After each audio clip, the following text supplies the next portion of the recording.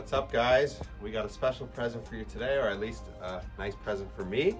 This is my old S&M Holmes frame from '97. So I started riding around 99, 2000, and I bought a department store bike, and this thing popped up on eBay, and I bought it for around probably 200 US. It came from the States and arrived from Canada. It had a bunch of cool parts on it. And then I can't really remember what happened to the frame, but fast forward 20 plus years later, I know this guy named Matt, and he managed to pick it up in Windsor, in the Michigan border.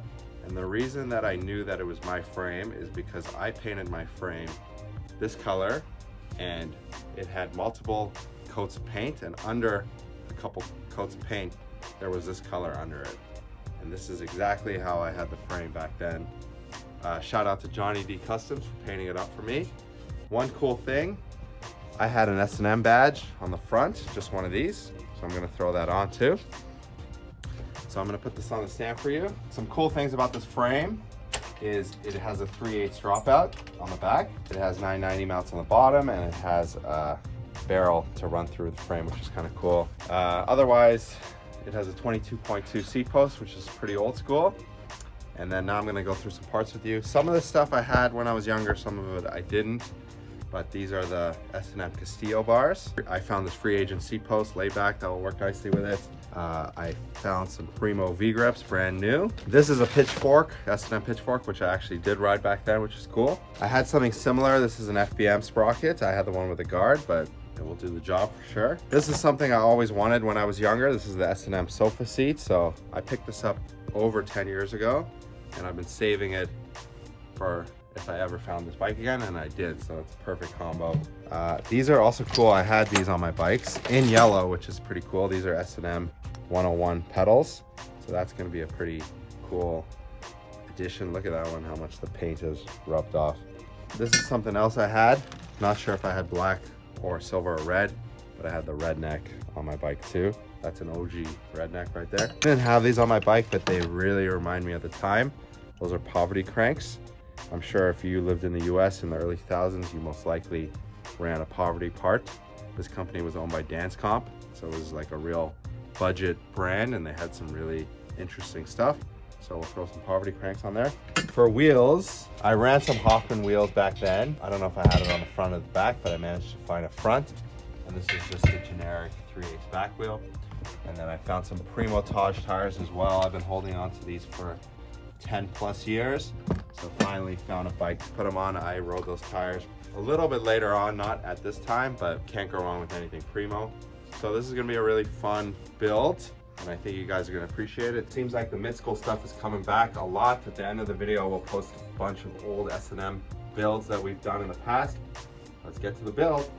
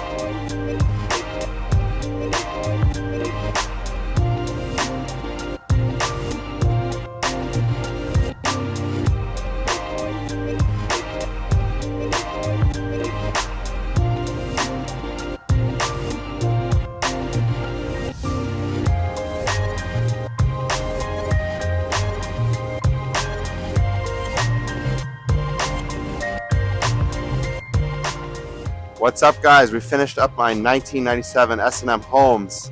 So I rode this bike when I was in high school. It's crazy that I still managed to find this thing and get it back. Shout out to Johnny D Customs for the paint job.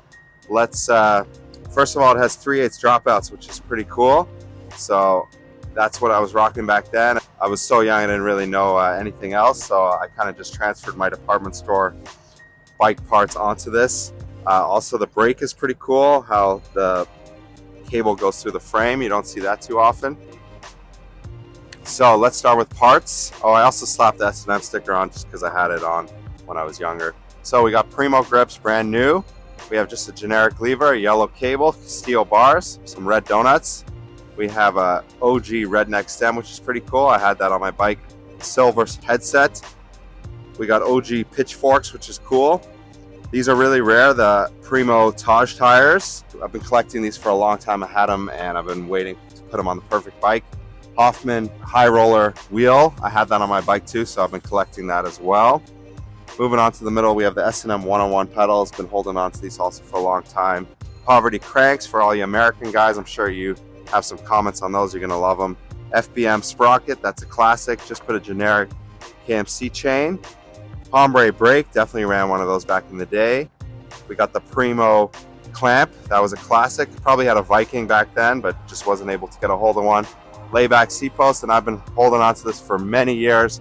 Had a lot of people ask me if it's for sale. It's an S&M sofa seat. That was a classic back then for sure. Another Taj tire on the back. And the reason I put such a crappy back wheel on is because that's what I had when I was younger in high school. Just some mid-school pegs, grind it down. And yeah, that's it. Let us know if you rode a bike like this at that time. And let us know if your frame had 3/8 dropouts as well, which is pretty cool and unique. And check out some more of our other S&M builds on our YouTube channel. We did a dirt bike from around 94, so you definitely want to watch that one as well if you're a big S&M fan. Thanks for watching. Please like, share, subscribe, and we'll see you soon.